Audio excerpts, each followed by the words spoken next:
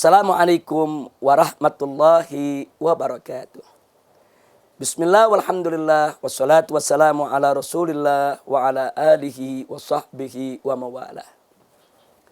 Ahibail kiram, para pemirsa Rasil dimanapun Anda berada.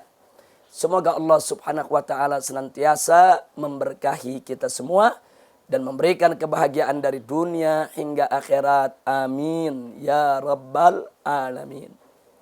Ahibail kiram, pada pemaparan yang lalu kita telah menegaskan soal kepemimpinan Islam, di mana dengan kita paparkan beberapa firman Allah dari Al-Quranul Karim, baik surat An-Nisa ayat 144 ataupun surat Al-Ma'idah ayat 51, begitu juga surat At-Taubah ayat 23, terang benderang di hadapan kita bahwa umat Islam hanya boleh dipimpin oleh umat Islam. Nah, ada pertanyaan. Ada pertanyaan yang menggelitik. Bagaimana kalau sang pemimpin yang non-muslim tadi orangnya baik, orangnya jujur, orangnya cerdas, nah, orangnya bertanggung jawab, orangnya rajin, dan dia mampu untuk memimpin masyarakat. Apakah mereka tetap tidak boleh untuk memimpin orang-orang Islam, yaitu di wilayah daripada umat Islam itu sendiri? Nah, maka dengan ini saya jawab dengan tegas, hukumnya tetap tidak boleh. Karena ini persoalan hukum. Ini bukan persoalan dia itu baik atau tidak baik, rajin atau tidak rajin, dia itu jujur atau tidak jujur. Bukan persoalan itu. Persoalan yang prinsip adalah umat Islam hanya boleh dipimpin oleh umat Islam di wilayah daripada mayoritas umat Islam. Berbeda halnya kalau umat Islam itu hidup di wilayah mayoritas non-muslim. Tentu umat Islam itu harus menyesuaikan diri, yaitu mengikuti, beradaptasi dengan mereka-mereka yang ada di luar Islam itu sendiri. Tapi kalau di lingkungan mayoritas Islam, umat Islam tetap harus dipimpin oleh orang Islam. Nah, kalau persoalannya adalah tapi mereka baik, mereka jujur, mereka cerdas, mereka bertanggung jawab. Nah, maka di sini saya ingin memberikan satu pemandangan supaya kita lebih mudah untuk memahami persoalan ini. Saya berikan contoh. Kalau ada seorang muslim memiliki seorang anak gadis, kemudian dilamar oleh seorang pemuda non-muslim, hukumnya tentu haram. Tidak boleh. Lalu kita katakan kepada orang tua daripada anak gadis tadi, tapi non-muslim ini baik, tapi dia jujur, tapi dia bertanggung jawab, tapi dia kaya raya, tapi dia setia, tapi dia ini kaya raya, dia bertanggung jawab, dia penuh cinta. Apakah dengan demikian yang haram itu menjadi halal? Tentu tidak. Walaupun si non-muslim tadi baik, setia, kaya raya, lembut, santun, ramah, tetap dia tidak boleh mengawini anak gadis si muslim tadi. Kenapa tidak boleh? Karena Al-Quran dan hadis telah menetapkan haram perempuan-perempuan muslimat menikah dengan orang-orang di luar Islam. Nah, jadi persoalannya bukan persoalan dia baik atau tidak baik. Ini persoalan agama. Dan ini bukan persoalan rasis atau fasis atau persoalan sektarian. Tidak, ini persoalan hukum Al-Quran. Ini persoalan keyakinan, ini persoalan akidah dan syariat yang tidak boleh dilanggar oleh umat Islam. Nah, jadi kalau kita punya anak gadis muslimah dilamar oleh orang di luar Islam, tentu nggak boleh kita terima. Walaupun dia itu baik, jujur, setia, kaya raya, bertanggung jawab. Bukan persoalan itu. Persoalannya ini berbeda agama. Nah, yang berbeda agama ini Anda tidak boleh untuk menikahi anak gadis kami. Karena ini ketetapan Allah dan Rasulnya. Nah, jadi kalau kita tolak, bukan berarti kita memusuhi dia, kita menghujat dia, kita mencaci maki dia. Bukan, kita menolak karena memang diharamkan oleh agama.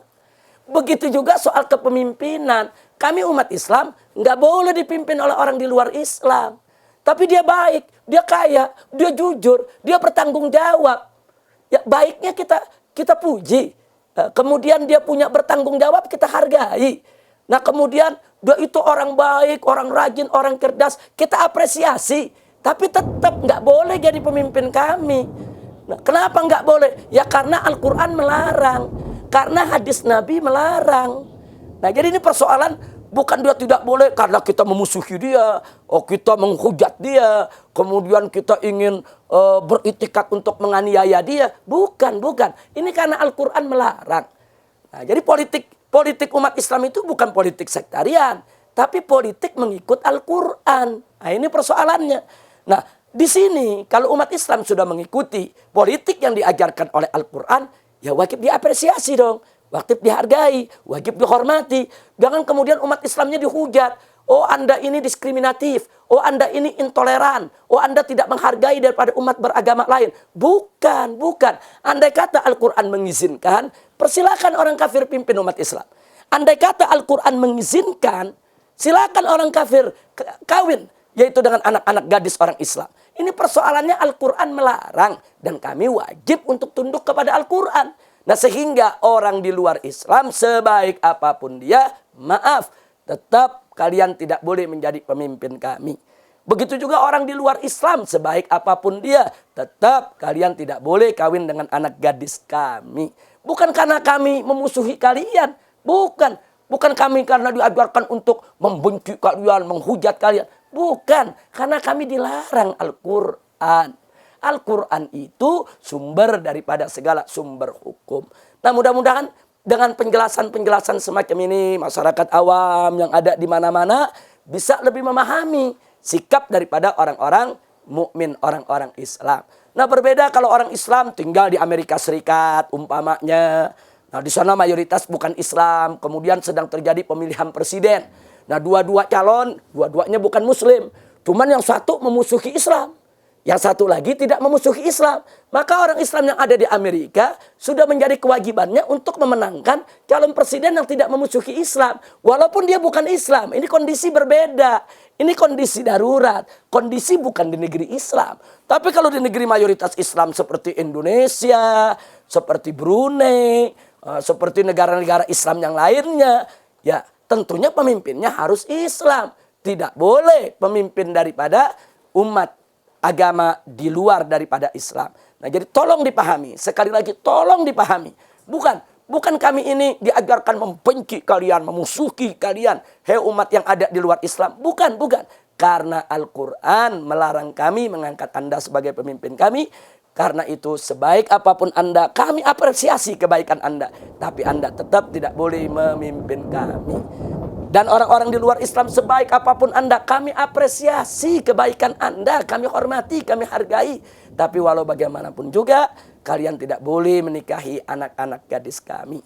Bukan karena kami benci, bukan karena kami iri, dengki, kemudian hasut, memusuhi kalian. Tidak.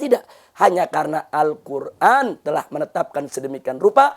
Dan bagi kami umat Islam, Al-Quran adalah sumber dari segala sumber hukum. Sebagaimana kami menghargai ajaran agama Anda yang harus Anda jalankan dengan seksama, maka tolonglah hargai kami, yang mana kami harus menjalani ajaran daripada kitab suci kami, Al-Quran. Itulah yang bisa saya sampaikan pada kesempatan ini. Mudah-mudahan ini bisa menjadi pegangan bagi seluruh umat Islam. Sekali lagi dan sekali lagi, ayat suci di atas ayat konstitusi.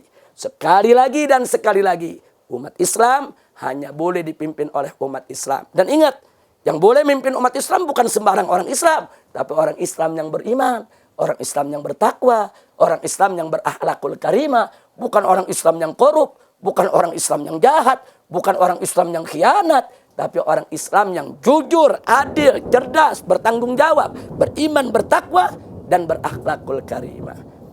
Sekian yang bisa saya sampaikan. Mudah-mudahan manfaat untuk kita. Dan semoga Allah senantiasa memberkahi kita. Hadaniyallahu wa iyyakum ila siratil mustaqim.